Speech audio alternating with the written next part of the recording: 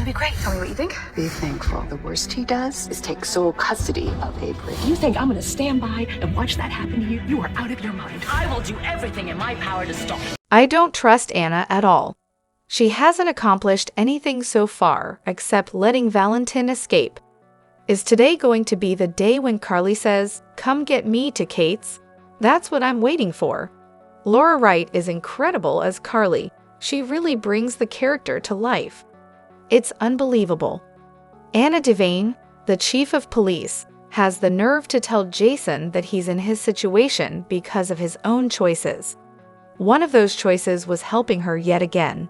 And now she's the head of the police department, allowing one of the biggest criminals in Port Charles to go free. She should be removed and put in jail herself. It was clear that Kate's wouldn't let Jason go, and Anna's selfishness just made things worse. They need to wrap up this whole control over Jason's storyline with Kate's. It's becoming tiresome, and Kate's is now the most disliked character on the show.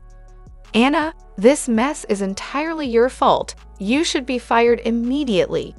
You were supposed to be helping Jason, not betraying him. I'm really disappointed in what they've turned you into. Upholding the law is your duty. I hope Laura figures this out quickly. How could you let Valentin go after everything he's done, and you knew about it? What kind of life did you provide for Charlotte? It's ridiculous. Kate's is manipulating Ava to get information on Sunny. He doesn't want her, and she doesn't want him. He tried the same trick with Carly until she discovered his true identity. Jagger is likely to push his vendetta too far, lose his job, and then blame Sunny for it, thinking it's all Sunny's fault. Why is Anna being portrayed as so weak lately? She used to be so strong and wouldn't take any nonsense. Now, she's letting Valentin walk all over her, even after he lied and tried to set her up. Then she warns him and lets him escape while screwing over Jason. I'm really unhappy with how they're handling Anna right now. Hello everyone, welcome back to my channel, Messy Syrup. It's me, Abby here. I hope everyone is having a wonderful day. Keep watching, so let's dive into today's video. I'm completely fed up with Kate's. Anna needs to step up and resolve the issue with Kate's and Jason. Jason put his trust in her, and she needs to deliver. I hope Christina and Blaze's interview with Perez goes well. He can be unpredictable, and I'm sure they'll face some tough questions. Can we please get Jason and Carly together as a couple already? Also, Ava and Kate's kissing made me nauseous. I'm not a fan of either of them. Anna should be cautious about calling out Jason. He could expose her for aiding and abetting Valentin. I'm thrilled that GA's best actors are involved in this storyline, starting with the incredible Jane Elliott. With Valentin out of town, off the show, when the Placebo Med storyline unfolds, Ava will be left holding the bag. They removed him to protect his character because Sunny would have eliminated Valentin in a heartbeat, especially without his meds. I'm glad Anna stood up to Jagger, but it doesn't seem like he's going to listen to her. I liked that they remembered Luke's birthday yesterday, but it would have been nice to see a few clips. I really hope Anna gets caught for alerting Valentin after turning him into the FBI, and then helping him escape with his daughter before he was apprehended. Anna just uses people and ignores them when they need her. Jagger needs to leave Jason and Carly alone and focus on going after Anna if he wants revenge. I used to like Anna, but the writers have ruined her character. They need to resolve Sunny's medication issues and have it come out at his custody hearing. That will finish Ava off for good. I was hoping Jason would knock Jagger into next week when he interrupted his time with Danny. It's hard to believe that Kate's would actually send Carly to prison after she nursed him back to health following the beating. She should call his bluff and hope for the best. I have to say, Naina and Ava always look fantastic, and I'm starting to like this new version of Nina. They need to address Kate's and his excessive control over everything. Anna really frustrates me. She's so selfish, only caring about Valentin and not helping Jason at all. Valentin has done just as much, if not more, than Jason throughout his life. Anna refuses to see that she's not helping. This situation has been one-sided the entire time. Ava and Nina, you both can take a hike. They better not have made Steve's return a big deal only for him to leave a few months later. Although I know he likely won't, especially with Robin involved, if Jason goes down, he better take Anna with him. He would have been free if he hadn't stalled at her request. Watching Tracy's scenes reminiscing about Luke, I had a feeling he might make a return. Yes, I know Tommy retired, but he could come out of retirement or Luke could be recast. I was also disappointed that Laura wasn't shown reminiscing about him. She's not only his ex-wife, but also the mother of 2 of his children. It's about time Anna stopped prioritizing her own desires over helping Jason, but I did love how she exposed Kate's right in the middle of his makeout session with Ava. Maybe I missed something, but why does the beautiful Brooklyn wear big coats and jackets in the summer? Is she pregnant in real life? John Cates, Aka Jagger, is grappling with his own issues related to Karen Wexler. She divorced him due to his infidelity while he was in medical school at General Hospital and he was in California. Karen was with Frank Scanlon when she died in a hit-and-run accident in 2003. He also distanced himself from his sick brother, with Robin and Sonny stepping up to help. Cates is just jealous and mean. Ava Jerome and John Cates, I have no higher opinion of you than I do now. I think you're both despicable, contemptible individuals and nothing but pure evil. I swear, I'll make sure you both end up behind bars yet. Anna is so phony. She broke the law, and Jason is a fool for following her. If Jason had let Cates go after her, he would have solved 2 problems at once, and Laura would have another grandchild living with her. Will Anna get caught aiding and abetting Valentin? Moreover, could Ava really be the valorous custodial parent?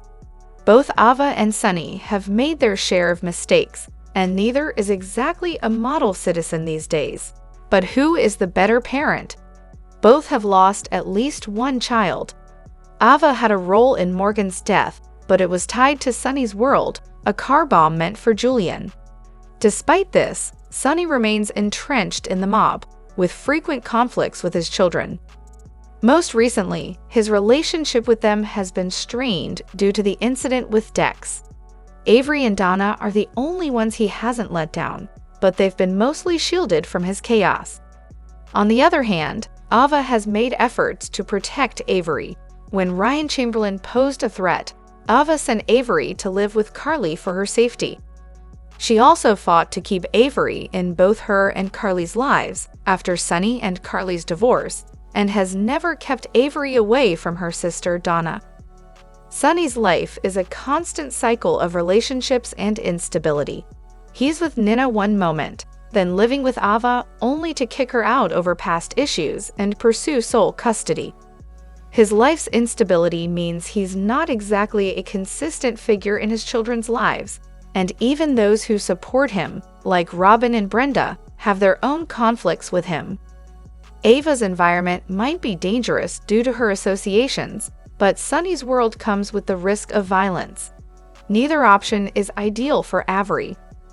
Ultimately, joint custody seemed like the best solution. No matter who wins, it's bound to create tension and hurt their daughter.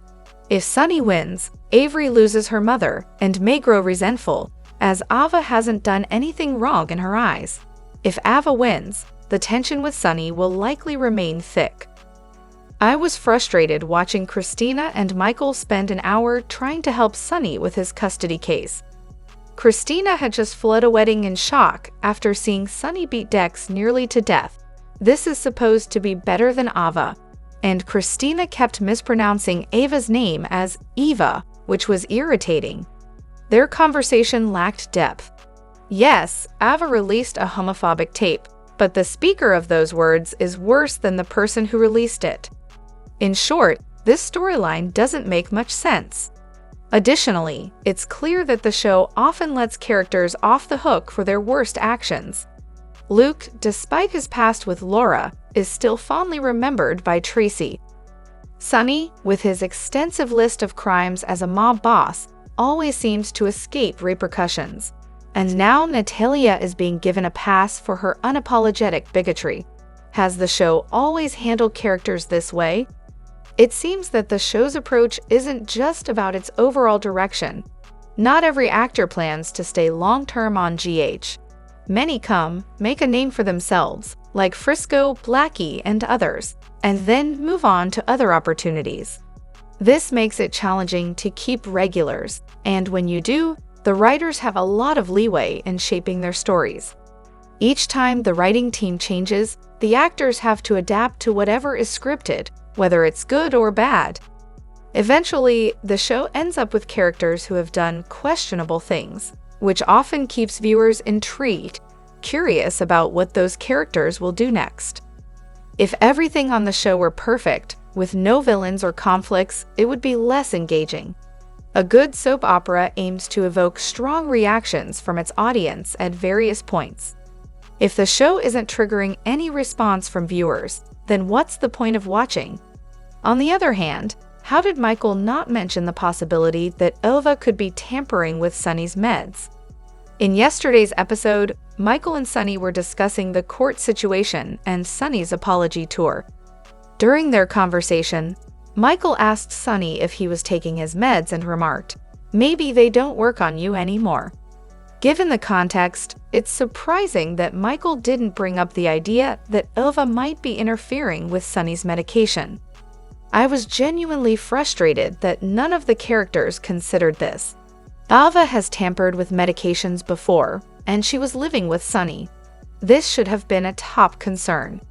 Jason, Carly, Diane, Christina, and Michael should have suspected this possibility long ago, especially since Ava did it to Morgan when he was isolated from everyone but her.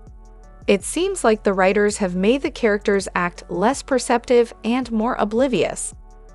Michael did mention Sonny's attitude, noting that his behavior was similar to when he was off his meds.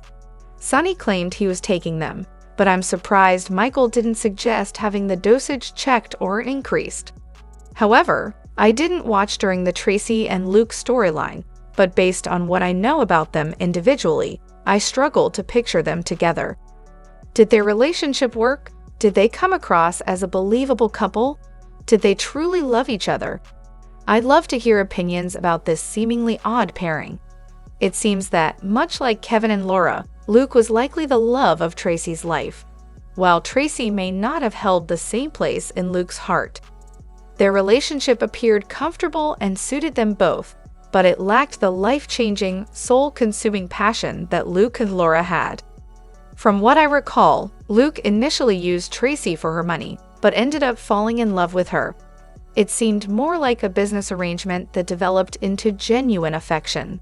Tracy seemed to love Luke more than he loved her. Despite this, they were a lot of fun to watch. Their strong chemistry, thanks to their charismatic performances, made their pairing enjoyable, even if it didn't always make perfect sense.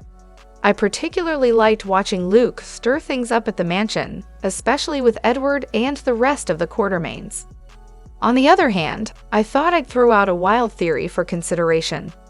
There's been speculation that Gio might be connected to Sonny, possibly as one of his children. However, what if Gio is actually tied to Tracy's past instead? Not as a lost Quartermaine, but through another connection.